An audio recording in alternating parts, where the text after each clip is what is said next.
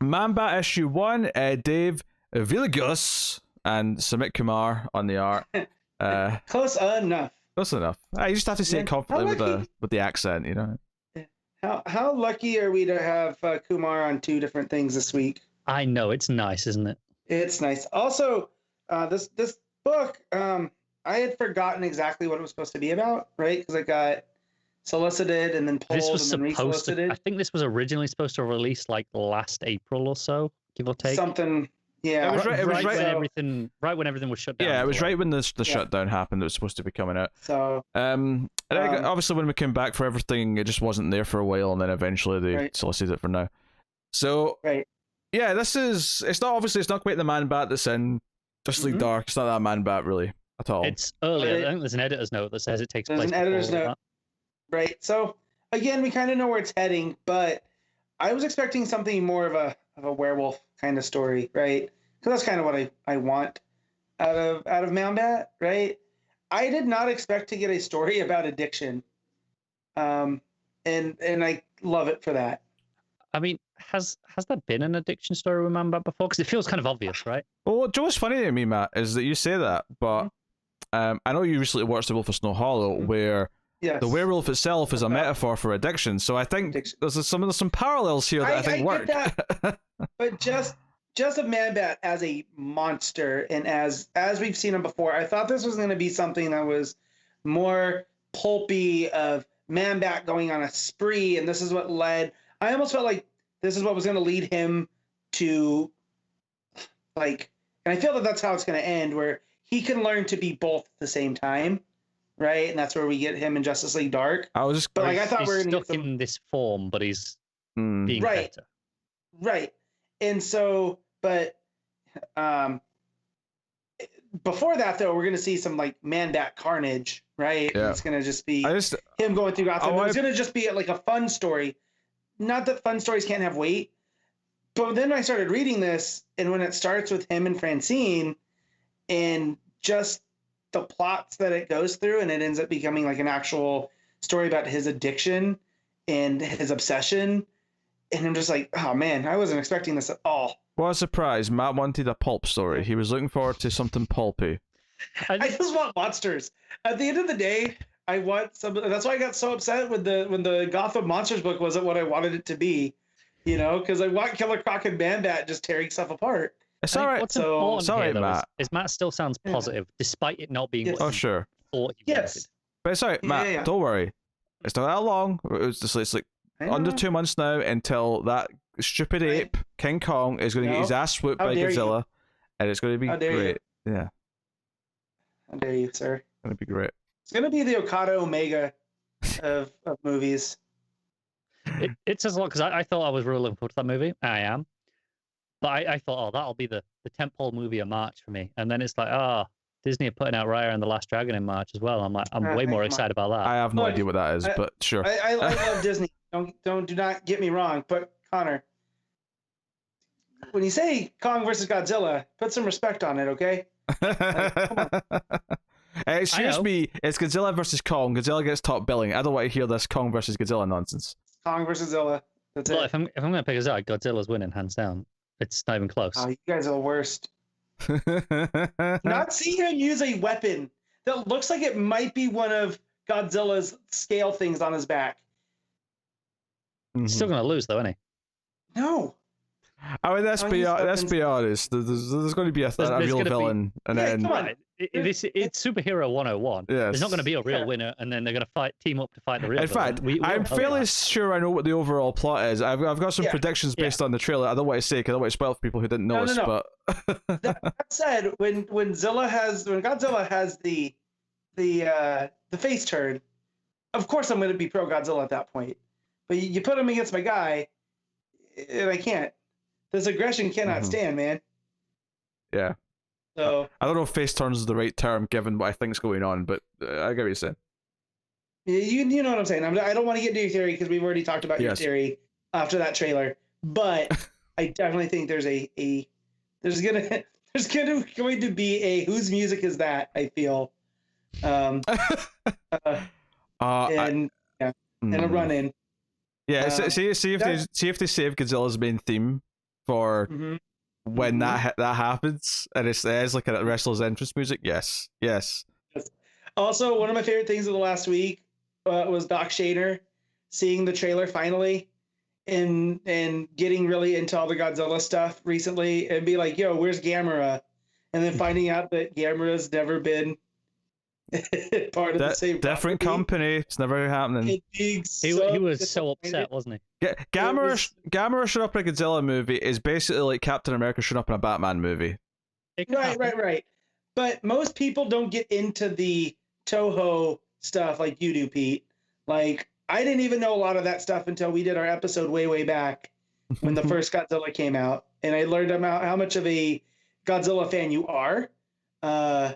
And we talked about Gamera. So I'm sure who's a bigger Godzilla fan?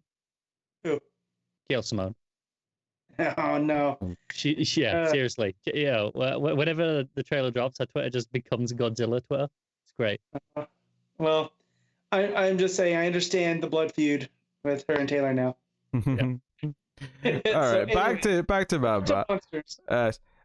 So yes, Francine leaves him because she found more serum.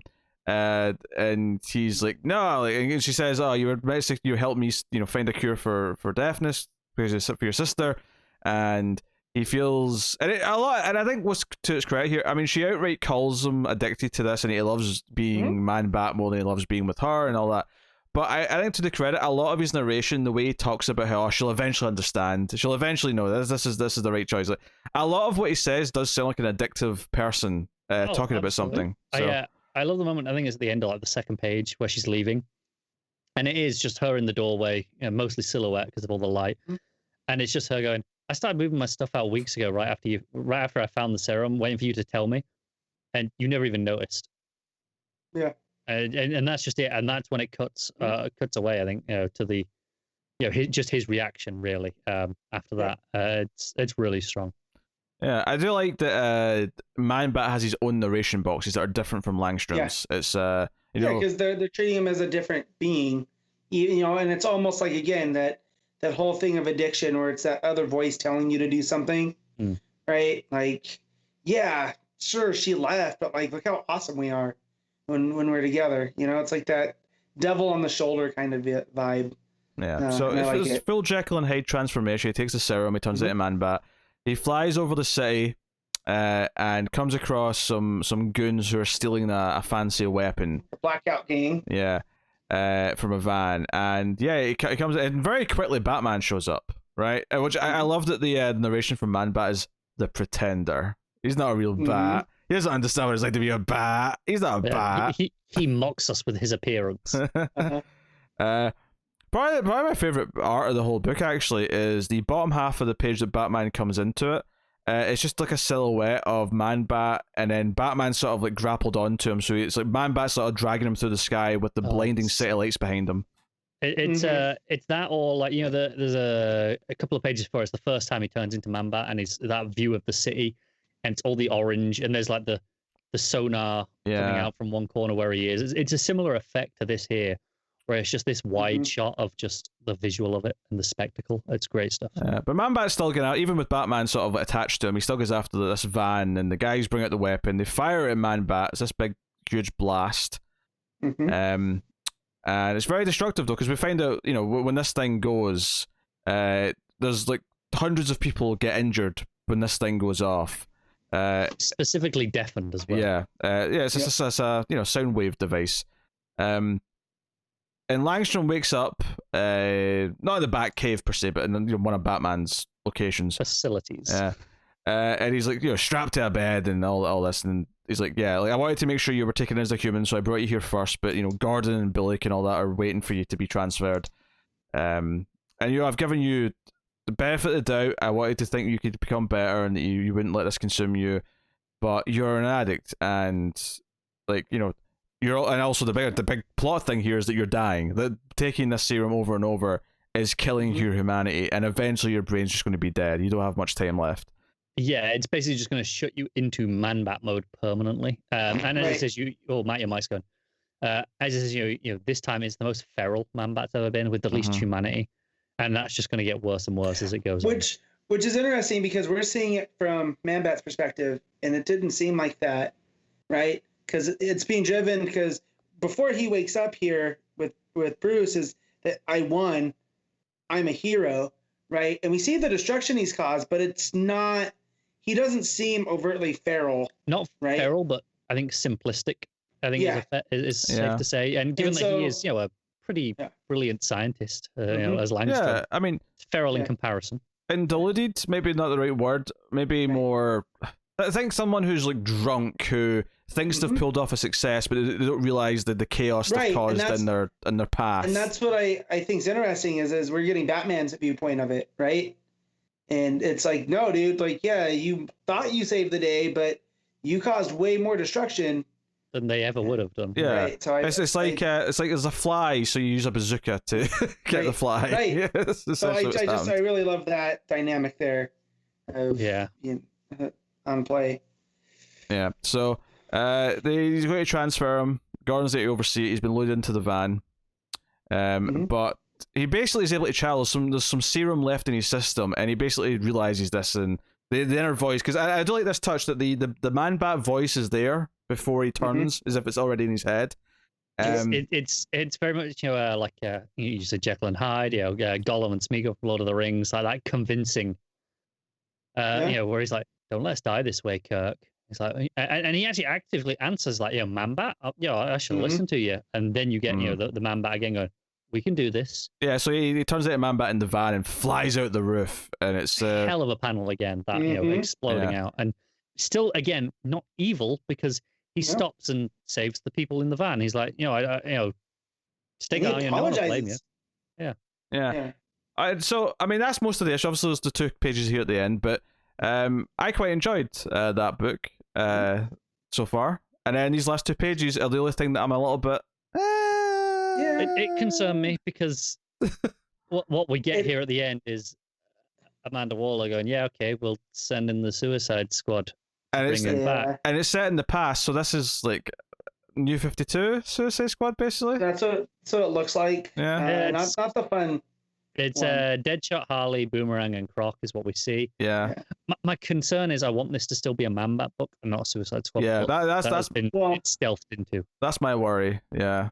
Yeah, I do feel that though we'll see Man-Bat, take care of the Suicide Squad. I'd be happy to see Man-Bat versus Suicide Squad from Man-Bat's perspective. Yeah. I don't want it from Suicide Squad. For an issue. Like I don't want issue 3 to also still be Suicide Squad dealing with them. I mean, I could accept 2 and 3 if it's a 2-part thing. Yeah. Like within this 6-part series, I could accept like 2 parts being versus the Suicide Squad. Even before I saw the last page, as soon as I got to that second last page and I saw Waller, I was like, you knew it was coming.